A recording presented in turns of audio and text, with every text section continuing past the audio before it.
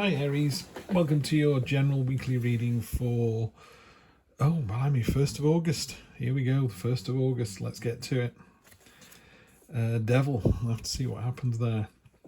I read a really good line about the devil the other day, and it said, temptation is a willing prison, more dangerous for being more beautiful. So that's what the devil is that whole kind of being tempted, why have one donut when you can have 10? Why have one beer when you can have 10? Why have one wife when you can play the field? There's that whole kind of more excess. There you go. And it's all impermanent pleasures as well. They don't last. So just be really careful. That's kind of a warning signal. Aries, I'm not seeing a problem with this reading at all. It's been really good the last couple of weeks. I think August is going to be pretty good collectively. That's my feel. And I will do an August reading as well. A monthly read, but just not yet. Yeah, crossing that, you got the Two of Pentacles, which is, stay flexible, stay agile, look at both sides of the story. Near past, we've got the I've not got two cards there, Six of Swords. Six of Swords is kind of sailing away from your current situation into a better one. And it could even be, sailing away into the unknown. It's a bit sort of, I'm not sure what's out there, but where I am now isn't working. Near future, the Hangman. Yeah, you need to see the situation slightly differently. Sorry about the noise in the background, that's my dog getting comfy. So the Hangman talks about, lose the battle to win the war, or he's hanging himself upside down from the tree of knowledge to see the world, see the problem in a completely different way. And it's very successful. I mean, it's a great card to get, not as good as this one. Ace of Cups, new start, but with real emotional intent and focus. These are these poppies down here. These are your dreams, and your dreams can come true if you nurture them, water them, and attend to them. I liken it to, you buy those fertilizer bags and you stick the tomato plants in and walk away, and at the end of the summer you've got no harvest. They've just rotted and died. You got to stake them, water them, tend to them, string them up. Cut the side shoots off, feed them. You've got to kind of do something with your dreams. You can't just go, I want a house in the country. Well, what are you doing about that then? Universe will provide, but you've got to meet it halfway. Head of the matter, Queen of Swords. This is the Libra card for the minor arcana. It's the Justice card. She's actually got two swords, one of which is actually impaled through her hand. So she's aware of the pain that she's been through. She's been through it before. She's going to go through it again. It is a card to be very aware of your situation. It's also a card, not particularly in this deck, but normally she's facing into the future. And it's a real sense of being above the storm clouds and having that long strategic view. It's not tactical, it's strategic. It's like where you want to be in the next 6, 12, 18, 2 years. It's a real plan, and that's your headspace as well. Down here, this is great. This sit actually comes in the Fool's journey. Temperance comes before the Devil.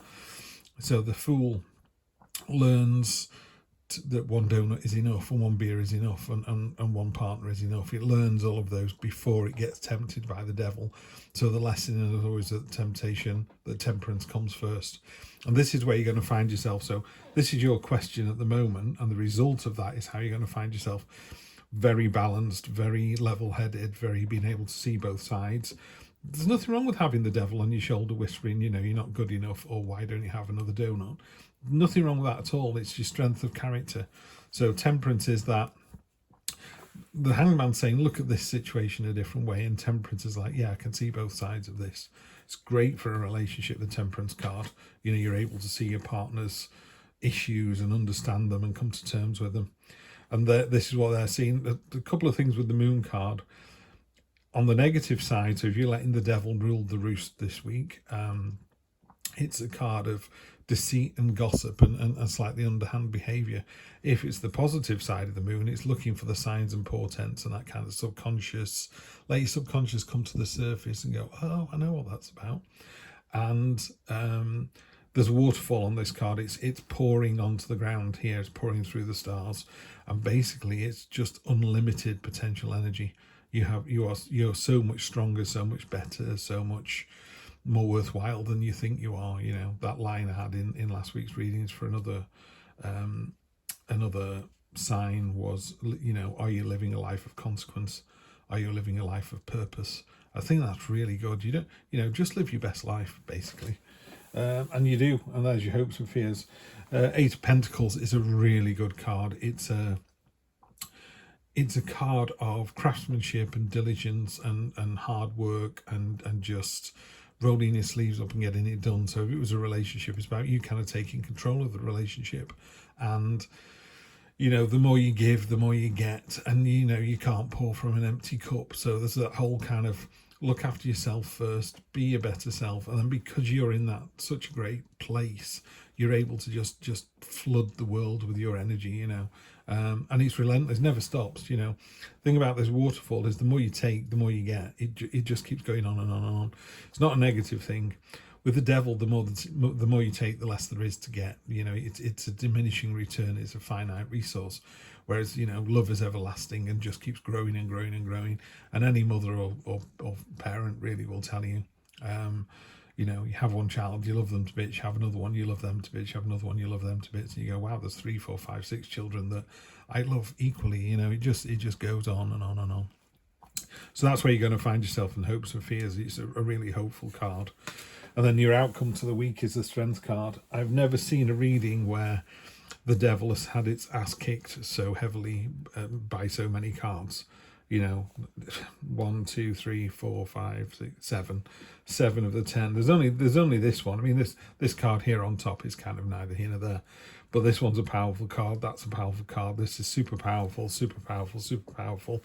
But that's a great card. The Eight of Pentacles really is a very genuine, open, check me out, check what I can do. There's no hiding from that. And then the Strength card. This is about, the man who stood up to the tank in Tiananmen Square. It's literally standing up for something like that. Brilliant, brilliant energy. Energy on the bottom. King of Cups. King of Cups talks about serenity and balance, and King's a very high vibrational energy. It's not gender specific, but they've been there, done that, and it's certainly not an age thing either. You can have been there, done that when you're 17, but it's just really knowing and really understanding and just having that lovely, lovely balance to their lives. So he's got a squid and a school of fish just swimming together in there, generating this crown of angel fish out of his subconscious, just really laid back. I call him the cool cat of the deck.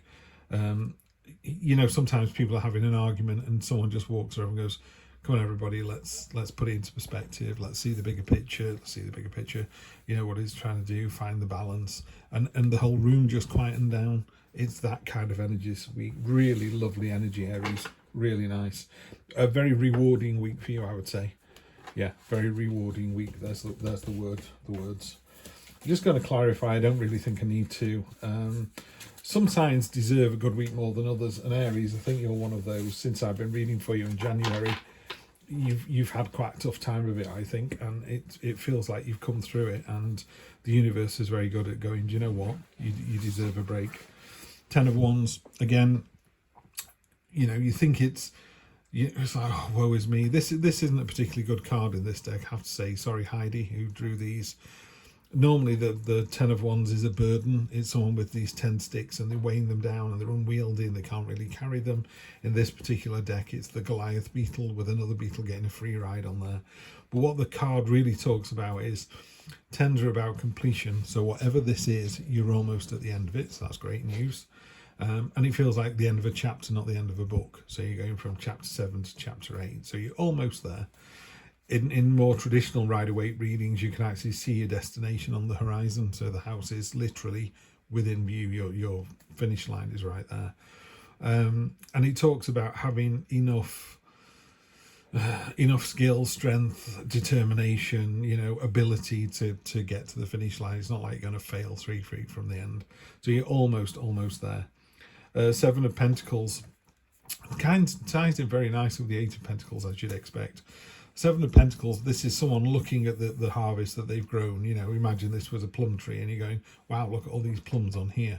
I'm just going to take a few. The others are a bit green. They're going to keep growing. But you have a whole orchard of plum trees and you know how to grow plum trees. So it's a card of sustained abundance. You know how to be fantastic in a relationship. You know how to be the nice person at work.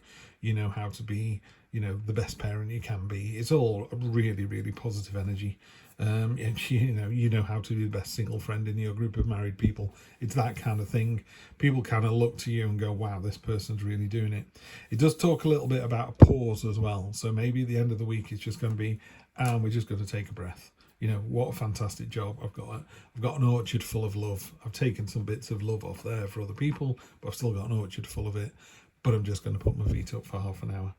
The moon. So we got the moon twice. Crayfish down here.